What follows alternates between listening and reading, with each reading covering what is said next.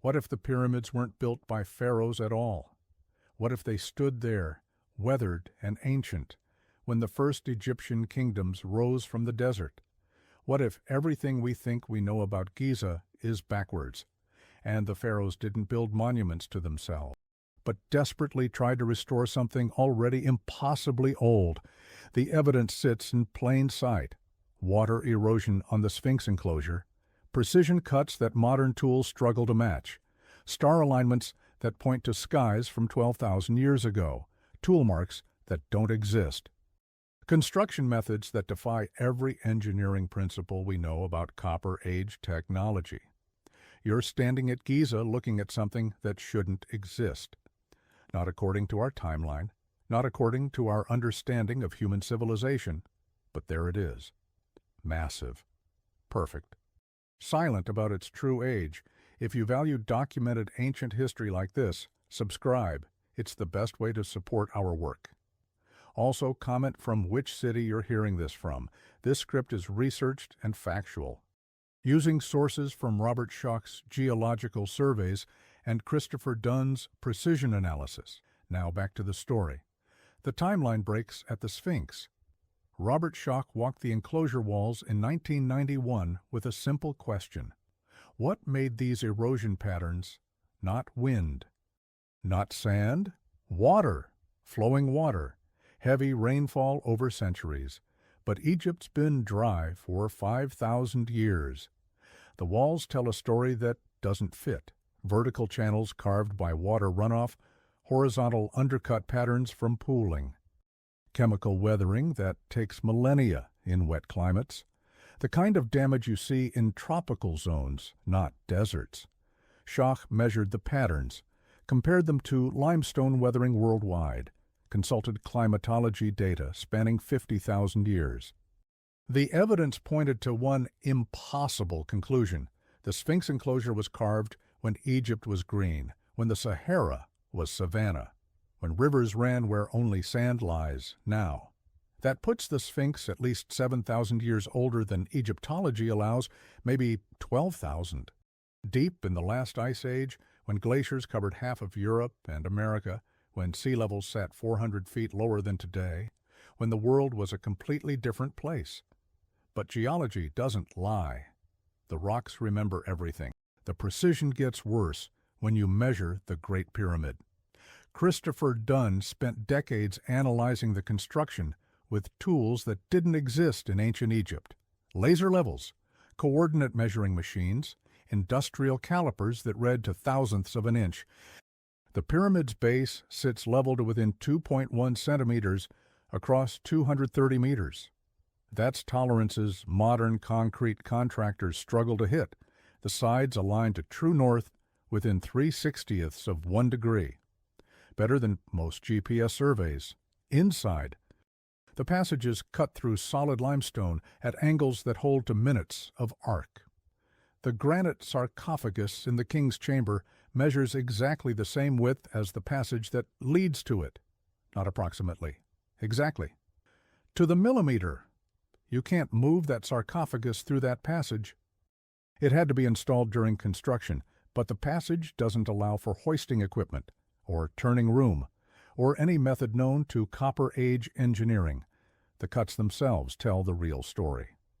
Dunn photographed saw marks in the granite, perfect parallel lines, no deviation, no tool chatter, no copper saw leaves marks like that. Diamond-tipped carbide barely leaves marks like that. The core samples show even stranger techniques, spiral grooves that advance 1/10 of an inch per revolution through solid granite. That's industrial drilling speed, with feed pressure that would crush any Bronze Age tool, but there's no evidence of advanced technology in 4th Dynasty Egypt. No power tools, no precision machinery, no industrial infrastructure, just copper chisels and wooden levers and human muscle. Unless the Egyptians didn't build it, the alignment evidence hits even harder. The 3 pyramids at Giza match the belt stars of Orion exactly as they appeared in the sky 12,005. Not approximately, exactly. Robert Bauval calculated the correlation using astronomical software. Perfect match for 10,500 BCE. Terrible match for 2,500 BCE. The same software shows the Sphinx gazing directly at Leo, rising in the east on the spring equinox 12,000 years ago. The age of Leo, when the constellation sat exactly where the Sphinx's eyes point at dawn. But 4th Dynasty Egypt had no reason to care about 10,000-year-old star positions. They built for their own sky, their own time, their own gods, unless they were restoring something already ancient.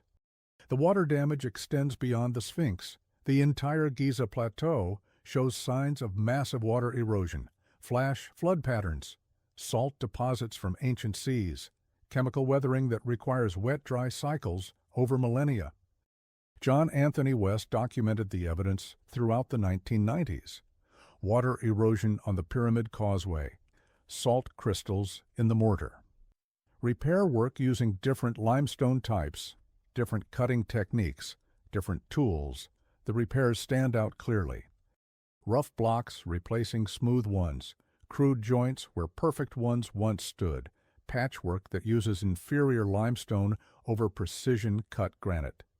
You can see the timeline in the stone itself, original construction with impossible precision. Weathering from wet climates that lasted thousands of years. Desperate restoration using available materials and primitive tools. The Egyptians inherited giants, tried to bring them back to life, failed. The underground chambers change everything. Ground-penetrating radar shows vast hollow spaces beneath Giza, chambers that connect the pyramids, tunnels that run for miles, structures that dwarf what's visible above ground. Zahi Hawass blocked most exploration for decades. No drilling, no excavation, no detailed surveys. But the radar doesn't lie. Something massive sits beneath the sand, something the Egyptians never recorded building. Edgar Cayce predicted it in 1932, a hall of records buried near the Sphinx's right, containing the history of a lost civilization. Dismissed as psychic nonsense until ground-penetrating radar confirmed anomalies exactly where he said they'd be. Ari-Zera scans from 2006 show rectangular voids 30 feet down, perfectly shaped chambers, connected by passages that follow geometric patterns, all beneath sand that's supposedly been undisturbed for millennia. But nobody's allowed to dig. The tool marks vanish entirely in the most precise work. The granite coffer in the king's chamber shows no chisel marks, no saw marks, no tool signatures at all. Just perfect surfaces that meet at perfect angles with perfect dimensions. Petrie measured it in 1883 with the best instruments available. Perfect parallelism, perfect squareness. Wall thickness varying by less than 1/16 of an inch. Interior volume calculated to precision that requires modern measuring equipment to verify. But the coffer weighs 15 tons, carved from a single piece of granite, harder than steel, with internal corners that no known ancient tool could reach. Hollowed to tolerances that push modern machining capabilities, the acoustic properties add another mystery. The pyramid's chambers resonate at specific frequencies. The king's chamber rings at 438 Hz, perfect concert A. When you strike the granite coffer, it sounds like a bell, deep, pure, sustained. Tom Danley analyzed the acoustics in 1990s. The entire structure acts as a resonating chamber designed for specific frequencies, amplifying certain tones while dampening others, like a massive musical instrument built from stone. But ancient Egyptians show no evidence of acoustic engineering, no understanding of harmonic resonance, no reason to tune a tomb like a concert hall. Unless it wasn't a tomb, the internal temperature stays constant at 68 degrees Fahrenheit, year-round. No matter what the external temperature, no matter what season, the thermal mass and airflow create perfect climate control using only passive systems. Modern buildings struggle to achieve that kind of stability. It requires sophisticated understanding of thermodynamics, heat transfer, Air circulation patterns, thermal mass calculations that didn't exist until the industrial age. But the pyramid maintains perfect temperature, automatically. No power source, no moving parts, no maintenance for 4,000 years. The missing capstones tell their own story. All three Giza pyramids show evidence of original capping stones, electrum or gold, polished to mirror brightness, reflecting sunlight across the desert like beacons. But the capstones vanished long before recorded Egyptian history. Arab historians describe the pyramids already capped with rough stone.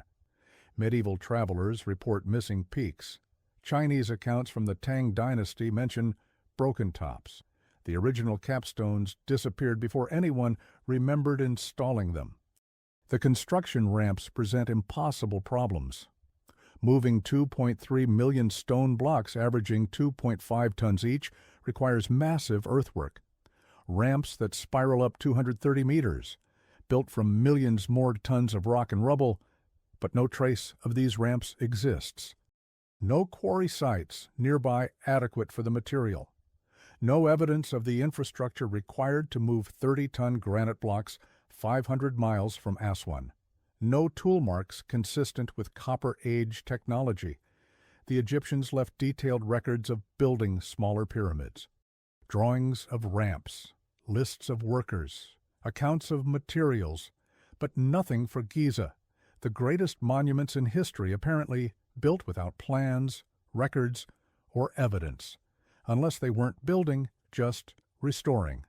The water erosion patterns match perfectly with Heinrich Event 1, the massive climate shift that ended the Younger Dryas 12,800 years ago, when Ice Age glaciers melted catastrophically, when sea levels rose 400 feet in centuries, when the Sahara turned from grassland to desert in less than 1,000 years. Ice core data shows the climate change happened fast, brutal, complete, the kind of environmental catastrophe that would destroy any civilization unprepared for it. But something survived at Giza, weathered the floods, outlasted the desert, stood there waiting when the Nile settlers arrived with copper tools and wooden sledges and impossible dreams of restoring glory they couldn't understand. The hieroglyphic evidence breaks the official story. The earliest Egyptian texts describe the pyramids as already ancient. The inventory. Stela mentions restoration work on the Sphinx during Khufu's reign. Not construction, restoration. The Westcar papyrus tells of Khufu seeking the secret chambers of Thoth, hidden rooms containing ancient wisdom, not building new monuments, searching for old ones. Medieval Arab texts describe finding chambers filled with ancient artifacts, maps of the instruments of unknown purpose, books written in scripts nobody could read, all removed or destroyed before modern archaeology began. The restoration evidence sits everywhere once you know how to look. Different limestone types mixed together. Repair mortar using different chemical compositions. Tool marks that change from impossible precision to crude chisel work in the same stone block. The Egyptians tried their best, used every technique they knew, brought back what glory they could manage. But they were children trying to rebuild spaceships with stone knives and wood clubs. The workforce numbers don't add up either. Herodotus claimed 100,000 workers built the Great Pyramid over 20 years. That's 14 blocks per day, every day. For 2 decades straight, each block averaging 2.5 tons. Cut, transported, lifted, positioned to millimeter precision. Modern construction crews with cranes and power tools struggle to place 50 tons per day. The Egyptians supposedly moved 350 tons daily using copper tools and human muscle, for 7,300 days without stopping. The mathematics destroy the timeline. Mark Lehner's experimental archaeology placed 1-ton blocks using traditional methods. Required 40 men per block, 8 hours minimum. That's 320 man-hours per block, times 2.3 million blocks equals 736 million man-hours total. 100,000 workers over 20 years provides 43 million man-hours. The math falls short by 1,700%, even if every worker did nothing but move stone for 20 years straight without eating, sleeping, or resting. But the pyramid exists. Perfect. Massive. Impossible. The internal chambers reveal more impossibilities. The Grand Gallery rises at exactly 26 degrees, 9 meters high, 47 meters long, core-belled ceiling that bears the weight of millions of tons above. Not one crack, not one settlement, not one structural failure in 4 millennia. The stones fit without mortar, no gaps. No sliding, earthquake-proof joints that flex without breaking. Thermal expansion gaps calculated to prevent stress fractures. Engineering principles that didn't exist until the 20th century. The king's chamber sits directly above the queen's chamber. Both aligned perfectly to the pyramid's cardinal directions. Both built with granite blocks transported from quarries 600 miles south. Each block weighing up to 70 tons. Lifted 200 meters above ground level using unknown methods. The relieving chambers above the king's chamber contain the only inscriptions found inside any Giza pyramid. Crude graffiti mentioning Khufu's work gangs, painted hastily in red ochre, different from every other hieroglyphic inscription from the period. Zecharia Sitchin analyzed the cartouches in 1980. Wrong hieroglyphic forms for 4th Dynasty Egypt. Spelling errors that no contemporary scribe would make. Paint that penetrates the stone surface instead of sitting on top like authentic ancient writing. The inscriptions were added later, possibly much later, to support the official attribution when questions started getting uncomfortable.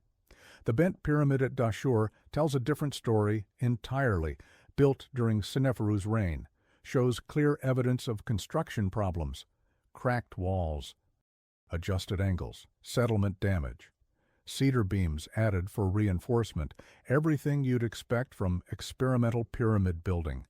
But the bent pyramid sits 40 kilometers south of Giza, built after the Great Pyramid, according to conventional chronology. Shows primitive construction techniques compared to Giza's perfection, as if the Egyptians tried to copy something they didn't understand and failed. The progression runs backwards, perfect precision at Giza, crude attempts everywhere else. Like watching a mad craftsman's work degrade into amateur copy. The satellite pyramids at Giza prove the point further. Small structures built beside the main pyramids, rough stone, irregular joints, obvious tool marks, clear evidence of 4th Dynasty construction technique, everything the main pyramids lack. Side-by-side comparison reveals two completely different construction eras. The satellites built by Egyptians using available technology. The main pyramids built by unknown methods using impossible precision. The quarry marks add another layer of evidence. Every confirmed Egyptian pyramid shows clear quarry signatures, chisel marks, lever holes, transport damage, rough surfaces smoothed with bronze tools, normal construction evidence. Giza shows none of this, no quarry marks, no tool signatures, no evidence of the industrial infrastructure required to move 30 million tons of stone. The blocks appear to have been placed directly from some unknown fabrication method. The chemical analysis reveals more mysteries. The pyramid stone contains compounds not found in local limestone. Mineral traces from sources hundreds of miles away. Binding agents that don't match Egyptian mortar recipes. Chemical signatures that suggest unknown construction methods. Davidovitz and Morris analyzed core samples in 1988. Found evidence of geopolymeric concrete. Artificial stone cast in place using advanced chemistry, techniques that wouldn't be rediscovered until the 20th century. But the samples were dismissed by mainstream Egyptology, too revolutionary, too threatening to established chronology, too difficult to explain using Copper Age technology.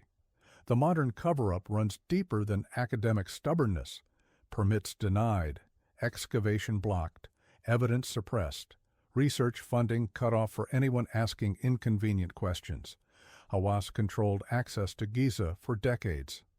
refused drilling permits, blocked chamber exploration, prevented detailed surveys, dismissed inconvenient evidence without investigation.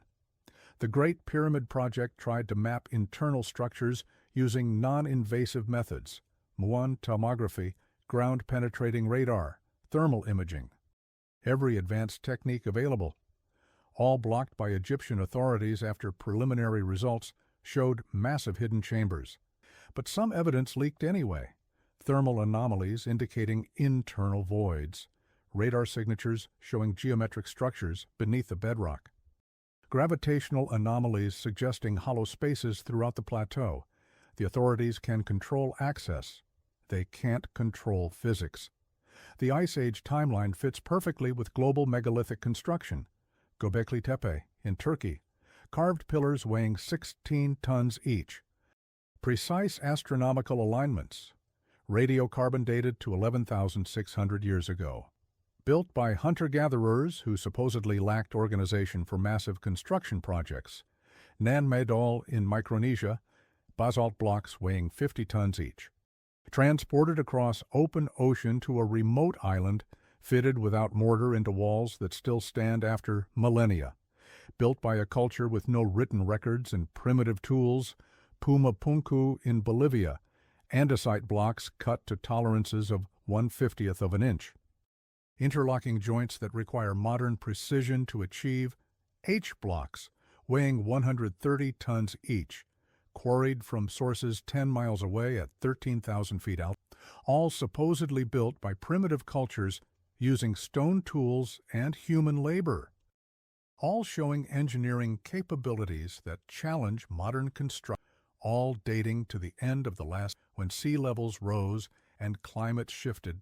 The pattern suggests a lost global civilization, advanced enough to build monuments that survive cataclysmic climate change, sophisticated enough to encode astronomical knowledge in stone, organized enough to undertake construction projects spanning continents, but primitive enough to leave no written records, no metal artifacts, no clear evidence of the technology required for their achievements, as if they deliberately erased themselves from history, or as if history erased them.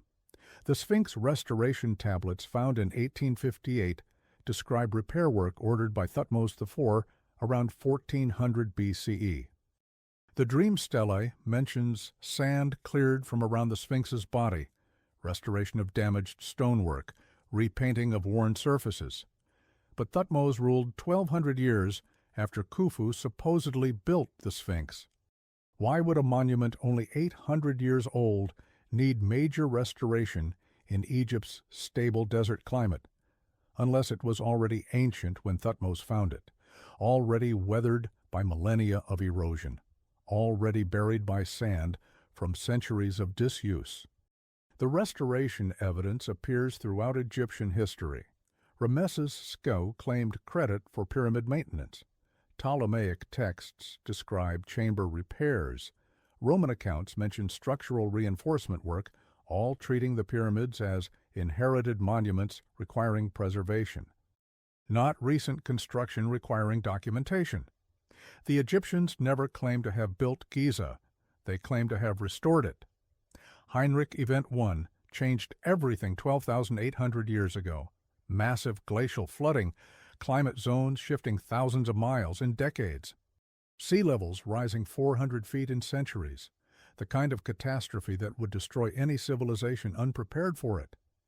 Ice core data from Greenland shows the temperature spike, 11 degrees in 10 years. Brutal, sudden, complete environmental transformation that would collapse agricultural systems worldwide. But the pyramids survived, weathered, damaged, but intact. Standing monuments to engineering that transcends environmental catastrophe. When the climate stabilized and the Nile Valley became habitable again, the survivors found giants waiting for them. Impossible structures built by unknown methods, astronomical computers encoding star positions from before the flood.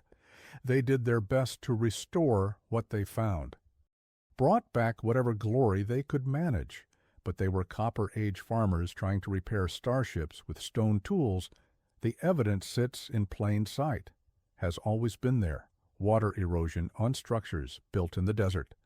Precision cuts that modern industry struggles to match. Astronomical alignments pointing to Ice Age skies. Hidden chambers larger than anything the Egyptians recorded building.